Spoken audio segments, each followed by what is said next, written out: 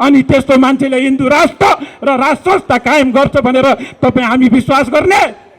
जहिले पनि क्रान्ति हैन क्यौ क्यौ जहिले पनि क्रान्ति हैन क्यौ क्यौ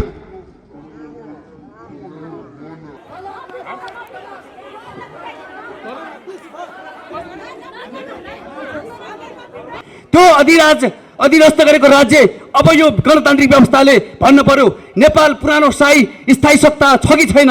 यदि त्यो शाही सत्ता एउटा स्थायी सत्ता छ भने त्यसको अधिकारले गर्दा राजा पनि राज संस्था गएको छैन, किनभने स्थायी सत्ता भनेको यो कानुनको मान्यताले पनि के हुन्छ भने राज्य सत्ता सधैँ निरन्तर चल्छ, कहिले पनि अब छिन्न हुँदैन। त्यसकारणले राज संस्था पुनर्स्थापना हुने आधारहरू छन्। आज यी कुराहरू जनताले बुझ्नुपर्छ। हामीले सम्झाउने बुझाउने होइन, हामीले जनतालाई बिउझाउनु पर्छ भन्ने कुरा मान्यतालाई हामीले लिँदै आएका छौँ। संख्या अलिकति बढी देखियोस् भन्नको लागि पनि हामी एकजना भनेको एकजना हौ। कालाबजारी वस्तु जाने तस्करलाई कारबाही गर्नु। त्यसै गरेर राजेन्द्र लिङ्गदेन आज तपाईको चाहिँ हिन्दू राष्ट्र बोकेर तपाईको हिँडिरहेको छ। हिन्दू राष्ट्रको मुद्दा र राज संस्थाको मुद्दा गीताको किताब छोडेर तपाईको उ गरिरहेको छ। हेर्नुस् त अस्ति चुनाव आउनुभन्दा अगाडि एमसीसी को महाविरोध गर्नुभयो उहाँले, महाविरोध। तपाईँ हामीलाई उठाएर सडक तताउनु पर्छ, सरकार भगाउनु पर्छ भनेर तपाईँ हामीलाई उठाएर सडक तताउनु भयो। तर चुनाव आइसके पछाडि उहाँको घोषणा पत्रमा यो देश विरोधी एमसीसी खारेज गर्नुपर्छ, हाम्रो सरकार आयो भने खारेज गर्छौं भनेर घोषणा पत्रमा समेत लेख्नु भएन। अनि त्यस्तो मान्छेले हिन्दू राष्ट्र र राष्ट्र संस्था कायम गर्छ भनेर तपाईँ हामी विश्वास गर्ने?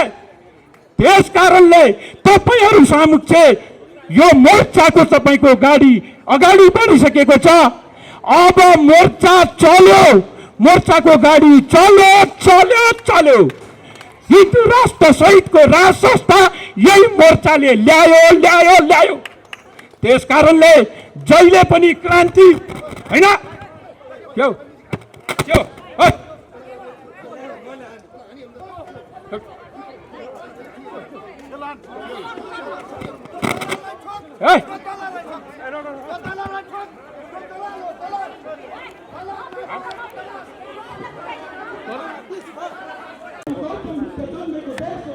जान पठाएको को मुस्लिम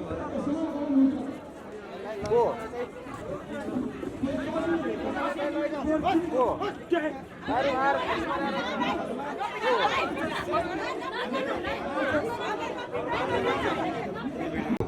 मुद्दालाई लिएर अगाडि गइरहेका छौँ।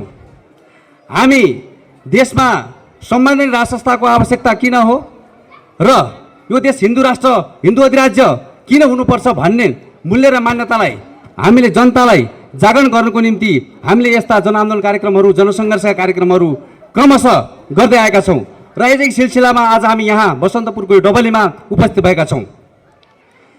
राज संस्थाको सम्बन्धमा हाम्रो बुझाइ के हो भने नेपाल एउटा सिङ्गो राष्ट्र श्रीपाल ब्रह्मनाथ पृथ्वीनारायण शाहले यो एकीकरण गरेको यो देश हो। आज विभिन्न राजनीतिक घटनाक्रमले यो देश गणतन्त्रसम्म आइपुगेको छ र हामी यो भन्दछौँ कि यो देशको राष्ट्रिय अखण्डतालाई रक्षा गर्नको निम्ति राज संस्थाभन्दा विकल्प छैन। किनभने हामी यो गणतान्त्रिक शासन व्यवस्थामा भएका सत्तासीन नेताहरूलाई यो भन्न चाहन्छौँ, देशका अन्तर्राष्ट्रिय कानुनहरू छन्, व्यवस्था परिवर्तनका धेरै नियम कानुनहरूबाट देश सञ्चालन गर्नुपर्ने हुन्छ।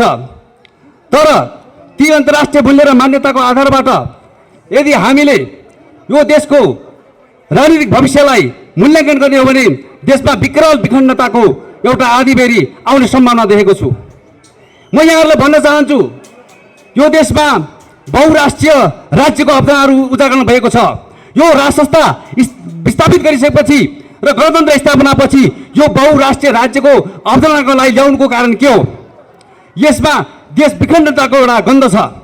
हामी बारम्बार भन्दैछौँ यो देश विभिन्न 2224 टुक्राहरूको राज्यलाई श्रीपाद महाराज पृथ्वीनारायण शाहले एकीकरण गरिबक्सेको हो र यो जुन शाहवंशले अधीनस्थ गरेका ती राज्यहरू छन् ती राज्यहरूसँग तत्कालीन शाहवंशले र राजा संस्थाले विभिन्न किसिमका सन्धि सम्झौताहरू गरेका छन्। देशमा ती सन्धि सम्झौताहरूलाई यदि देशमा गणतन्त्र आइसकेपछि अथवा राज संस्था जसले ती राज्यहरूलाई अधीनस्थ गरेर राखेको शासन व्यवस्था थियो त्यो शासन व्यवस्था राज संस्थासँगै विलय भएपछि त्यो सन्धि सम्झौताको अवस्था के हुन्छ भन्ने कुराहरू यहाँ प्रश्न उठिरहेको छ।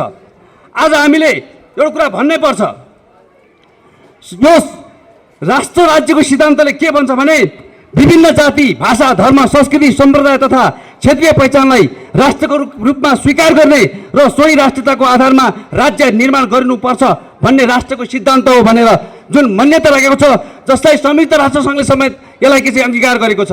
यसले के भन्दैछ भने यदि नेपालमा राज संस्था निर्मूल भइसकेपछि त्यो राष्ट्रताले गरेर अधीनस्थ भएका मुस्ताङ एउटा सेमी मोनार्की कन्ट्री हो, त्यो एउटा उपनिवेश जस्तो अधीनस्थ राज्य हो, त्यो राज्यलाई स्वतन्त्र दिने अधिकार यो राज्य राष्ट्रको सिद्धान्तले दिएको छ। के अब मुस्ताङलाई स्वतन्त्र भन्ने आधार दिने त्यो खोज्दैछ, त्यो भूमिका रोज्दैछ। आज 2052 सालमा माओवादी सानो थियो तर पछि 62-63 एउटा राजनीतिक दलसँग मिलेर देशमा एउटा आन्दोलनको एउटा ठुलो शक्ति लिएर एउटा राज संस्थालाई फाल्ने काम गर्यो हो। आज ती विखण्डित राजनीतिक शक्तिहरू ती विखण्डित तत्त्वहरू अहिले सानो रूपमा बसिरहेका छन्, भित्र सर्बलिरहेका छन्। आज हाम्रो शङ्का छ मुस्ताङ मात्र किन हेरियो? आज सैनिक अमेरिकाले मुस्ताङमा सैनिक तालिम भनेको छ, त्यो किन भन्यो? मुस्ताङ किन हेरियो? देशमा 10वटा जिल्ला छ, 10वटा जिल्ला मध्येमा हिमाली जिल्लामा मुस्ताङलाई किन रोज्यो? आज तिब्बती शरणार्थीलाई मुस्ताङजीले भेट्न जानु र मुस्ताङमा सैनिक सामान तालिम गर्नु, मुस्ताङलाई केन्द्रित बनाएर राजनीतिक सेना परिचालन गर्नु, यसमा ठुलो षड्यन्त्र छ। आज 10,000 जनता छ मुस्ताङमा, के भोलि तिब्बती शरणार्थी र तिब्बतीलाई घुसाएर त्यहाँ फेरि यही राज्य राष्ट्रको सिद्धान्तको अंगीकार गरेर मुस्ताङ टुक्राउन खोज्ने षड्यन्त्र होइन? यो सन्देह छ, यो शङ्का छ हामीलाई। यस्तै किसिमका विभिन्न राष्ट्रहरू राज्यहरू छन्, विभिन्न राज्यहरू यसरी नै राजाको अधीनस्थमा बसेको छ। नेपालमा महाराज धिराज किन भनियो? महाराज धिराज भन्नुको अर्थ छ जुन राजाले विभिन्न राज्यहरूलाई उपनिवेश बनाएर अथवा अधीनस्थ बनाएर राखेको छ त्यस्तो राजालाई मात्रै महाराज धिराज भनिन्छ, होइन भने महाराज मात्रै भनिन्छ। त्यो अधीनस्थ गरेको राज्य अब यो गणतान्त्रिक व्यवस्थाले भन्नु पर्यो नेपाल पुरानो शाही स्थायी सत्ता छ कि छैन? यदि त्यो शाही सत्ता एउटा स्थायी सत्ता छ भने त्यसको अधिकारले गर्दा राजा पनि राज संस्था गएको छैन, किनभने स्थायी सत्ता भनेको यो कानुनको मान्यताले पनि के हुन्छ भने राज्य सत्ता सधैँ निरन्तर चल्छ, कहिले पनि अब छिन्न हुँदैन। त्यसकारणले राज संस्था पुनर्स्थापना हुने आधारहरू छन्। आज यी कुराहरू जनताले बुझ्नुपर्छ, हामीले सम्झाउने बुझाउने होइन, हामीले जनतालाई बिउझाउनु पर्छ भन्ने कुरा मान्यतालाई हामीले लिँदै आएका छौँ। हामी त्यसकारणले यो देशमा देशको आम नेपाली जनतालाई बुझाउनु पर्छ। यो देश त्यसकारण हामी राज संस्थाको कुराहरूलाई उठाइरहेका छौँ। यो देशको विखण्डन हुन बचाउनको निम्ति राज संस्था चाहिन्छ। त्यो राज संस्थाले मात्रै सम्पूर्ण राज्यहरूलाई एकीकरण गरेर नेपाललाई अखण्ड राख्न सक्छ भन्ने कुरा हो। यो कुरा जबसम्म जनताले बुझ्दैनन् अथवा भोलि यसको नियति भोग्छौँ अत्तो अध्यक्षमा के छ भने जनताहरूले स्वाभाविक रूपमा राज संस्थाको खाँचो त्यस बेला देख्छन्। आज बेलायतमा त्यही भएको हो।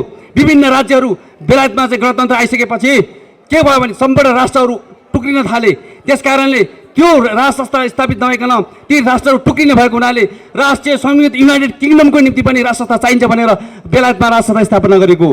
त्यसकारणले भन्छ बेलायतको राज संस्था कस्तो हो भने तपाईँले रिपब्लिकन इन्स्टिट्युसन इन मोनार्की भनेको सङ्घीय संस्थाको रूपमा राज संस्थालाई मान्ने भनेर त्यो ढङ्गको राजकीय संस्था त्यहाँ छ।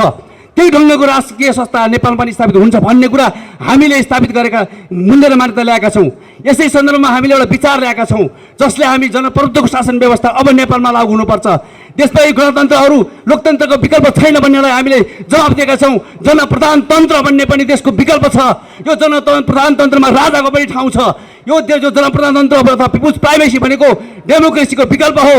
यो लोकतन्त्रको सम्भावना छैन अथवा विकल्प छैन भनेर यी गणतन्त्रवादीहरूले देश लुटिरहेका छन्।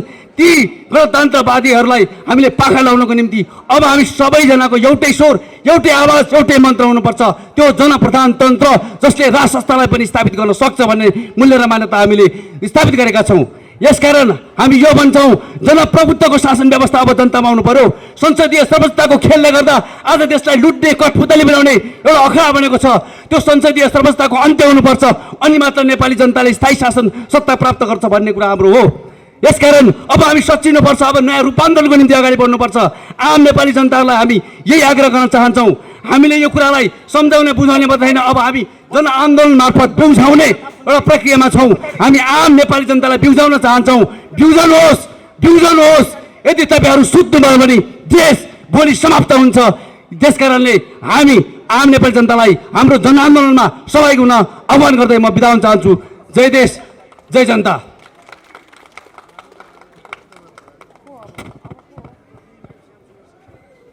म हुँ हलीको छोरो भन्छन् किसान, म हुँ हलीको छोरो भन्छन् किसान, दौरा सुरुवाल ढाका टोपी मेरो पहिचान, म हुँ हलीको छोरो भन्छन् किसान। एउटा किसानको छोरो, एउटा मजदुरको छोरो, एउटा साधारण तपाईँको चाहिँ हलीको छोरो यो देशको राष्ट्रपति बन्न सक्छ, मन्त्री बन्न सक्छ, सबै चिज बन्न सक्छ भनेर तपाईँ हामीलाई अवेरनेस गरेर राज संस्थाले स्विजरल्यान्डमा तपाईँको चाहिँ पैसा राखेको छ। बाउ राजा भयो भने छोरो जन्मेको छोरोलाई युवराज बनाउँछ। यस्ता किसिमका कुसंस्कार कुसंस्थालाई हामीले फ्याँक्नुपर्छ। हामी मजदुरको छोरो, हलीको छोरो, चप्पल लगाउने मान्छे हामी यो देशमा राज्य गर्नुपर्छ भनेर तपाईँ हामीलाई अवेरनेस गरेर आज राज्य गर्नेहरू हिजो चप्पल पड्काएर बसेका मान्छेहरू आज 12 करोडको गाडीमा चढ्छ। 12 करोडको गाडीमा चढ्छ। पानी मात्रै हेर्नुहोस् त, पानी मात्रै महिनामा 3 करोडको खान्छ। तपाईँ हामीले बगाएको पसिनाले तिरेको ट्याक्सबाट यिनीहरूले पानीको मूल्य अब बाँकी रह्यो। रोल्पाको रुकुमको त्यहाँको जनताले सिटामोल खान पाएको छैन।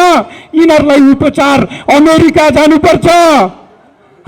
हिजो राज संस्थालाई 1 किलो माछा आर्मीको हेलिकप्टरले उहाँ कुनै खानीबाट ल्यायो भन्ने मान्छेहरू आज तपाईँको 5 स्टार होटेलमा तपाईँको चाहिँ विदेशी माछा मगाएर खान्छन्। यिनीहरूलाई के भन्ने? हेर्नुहोस्, तपाईँ हामीलाई गलत नारा लगाएर आज तपाईँ हामीमाथि शोषण गर्ने। हिजो त्यही मजदुरको छोरो आज मन्त्री भइसकेपछि तपाईँ हाम्रो घर आँगनलाई पेल्ने देख्नुभयो। हिजो मात्रै शहरी विकास मन्त्री झाँक्रीले घरमा गएर कुटेको छ। उहाँको चाहिँ बच्चाहरूलाई लगाएर, उहाँको झोलेहरूलाई लगाएर घरमा तपाईँ हामी जस्तो दाजुभाइ तथा दिदीबहिनीलाई पिटेको छ। के तपाईँ हामी खबरदारी नगर्ने? कहाँ गयो त्यो हिजोको हलीको छोरोको नारा? कहाँ गयो त्यो किसानको छोरोको नारा? कहाँ गयो त्यो तपाईँको सर्वहाराको नारा? ए बाबा, ए प्रचण्ड कमरेड, ए केपी ओलीज्यू, नारा चेन्ज गर्नुहोस्। सर्वहारा होइन, तपाईँलाई अहिले सुइटेबल हुन्छ। सर्वमारा राख्नुहोस्, सर्वमारा राख्नुहोस्। एकदम सुइटेबल नारा हुन्छ।